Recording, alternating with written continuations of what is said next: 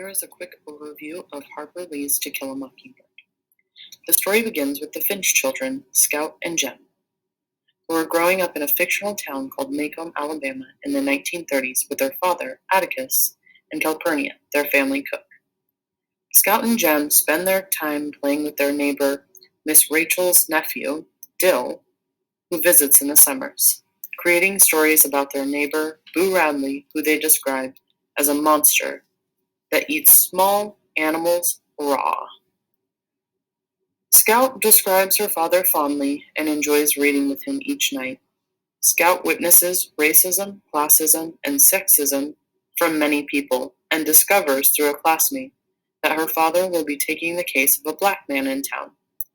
Atticus is a lawyer who is assigned to the case of Tom Robinson. Tom Robinson is a young man in town who is known by the citizens to be innocent.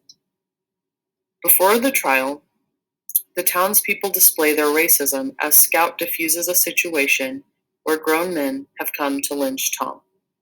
During the trial, Bob Ewell and his daughter describe a false event in which Tom has assaulted Mayella, when in reality, they are trying to cover up the fact that she attempted to kiss him and was beaten by her father for it.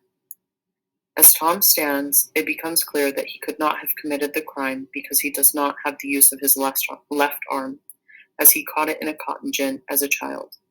Tom describes his encounters with Mayella as ones in which he is often helping her with requested tasks. Due to the town's racism, Tom is found guilty and is later killed. Bob Ewell, upset that he is not hailed as a hero, seeks revenge on those who made him look like a fool. He attempts to kill the Finch children as they return from a pageant where Scout is dressed as pork. Boo Radley arrives to save the children, killing Bob Ewell. The sheriff and Atticus decide to say that Bob Ewell fell on his knife in order to protect Boo Radley. At the end of the book, Scout ends up walking Boo home and finally begins to see things from his perspective.